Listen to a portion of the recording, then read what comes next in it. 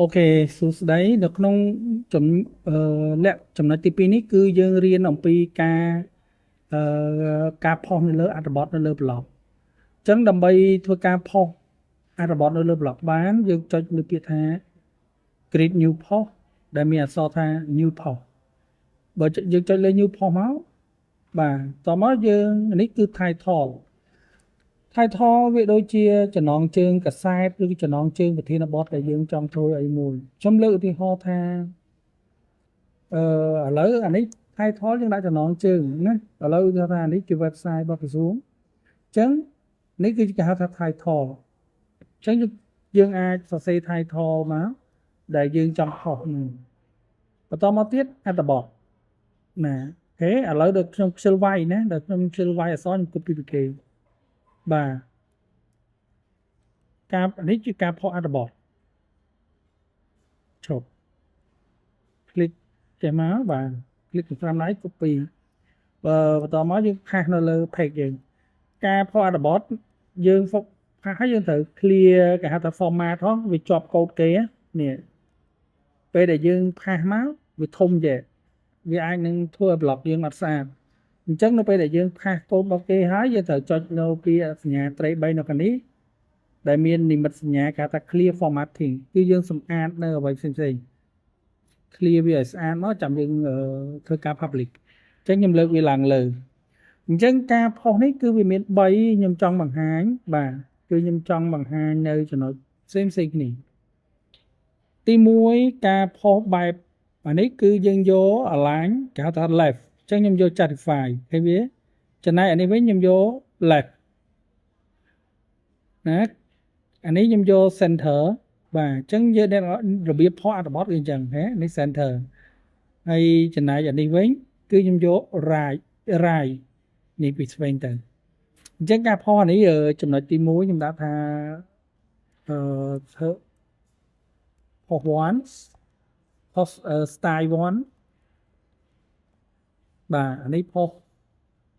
បាទនេះផុស style 2យើងអាច copy ឲ្យផាសនៅលើហ្នឹងបានណាដល់ហើយយើងនឹងដាក់ផុស style 2យ៉ាងនេះផុស style 3 នេះគឺប្រភេទអានេះគេហៅថាប្រភេទ center ណាហើយអានេះ post style 2នេះគឺប្រភេទ left style 1នេះគឺប្រភេទ justify វាពាក្យថា justify នេះគឺវាតម្រឹមសងខាងនេះមកប៉ុណ្ណេះវាចប់ដោយខាងនេះស្មើគ្នា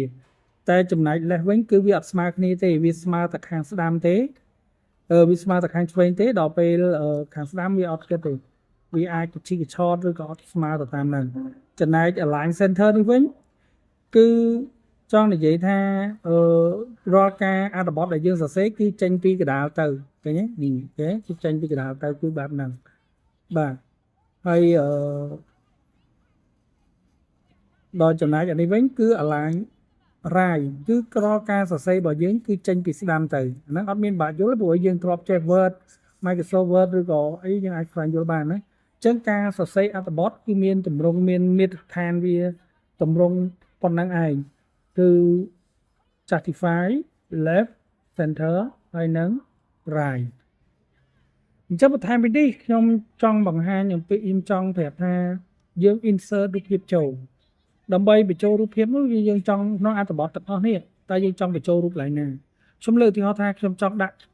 រូបភាពនៅកន្លែងនេះបើយើងចង់ដាក់រូបភាពនៅកន្លែងហ្នឹងគឺយើងត្រូវតែដាក់ cursor ឲ្យវាចេញ load ផ្លាតៗហ្នឹងនៅកន្លែងហ្នឹងរួចហើយចេញមកទៀតថា insert image បន្ទាប់មកយើងចុចលើ browse មកដើម្បីទៅយករូបភាពនៅក្នុង computer របស់យើងអញ្ចឹងរូបភាពនៅក្នុង computer យើងចុចលើរូបភាពហ្នឹងមកហើយយើង open តោះមកវាធ្វើការ upload ចូលនៅក្នុង blogspot របស់យើងតែម្ដងពេលដែលវា upload មកនៅក្រោមឬក៏នៅកណ្ដាលបើយើងចង់ដាក់កណ្ដាលយើងអាចធ្វើការ select លើវា click ស្ដាំដៃមកយើងយកកាត់ឬក៏ copy ទៅបាទកាត់ហើយយើងយកវាមកផាសនៅកន្លែងដែលយើងចង់ដាក់ហ្នឹងណាបាទកាត់បានហើយបន្តមកវាមានទំហំទូចឃើញវាមានទំហំតូចណាអញ្ចឹងដើម្បីធ្វើឲ្យវាធំនោះគឺយើងអាចចុចទៅលើកន្លែងនេះហើយយកពាក្យថា extra large ណា extra large ដើម្បីដាក់រូបភាពហ្នឹងឲ្យវាត្រឹមត្រូវទៅលើ content របស់យើងគឺយើង complete alt ណាយើងចុចទៅលើ setting នេះយើងដាក់មក alt តិចអញ្ចឹងរូបភាពហ្នឹងឯគេ iPhone អូ phone ខ្ញុំអត់ដឹងថាជាអីទេដាក់ phone ចំណែករូបភាពហ្នឹងគឺចង់បង្ហាញអំពី iPhone phone មក phone អីចឹងទៅចុចស្រេចទៅហើយ click update ណាអញ្ចឹងការផុស Artabot គឺវាមានទម្រង់3ហ្នឹង style លើពីហ្នឹងមួយទៀតខ្ញុំចង់បន្ថែមថាធម្មតាអានេះយើងយក header អញ្ចឹងយើងយកវាឲ្យធំជាងនឹងបន្តិចមកបាទដែលយើងយក font នឹងឲ្យធំយើង select លើវាមកយកពាក្យថាheading វា font វាធំណា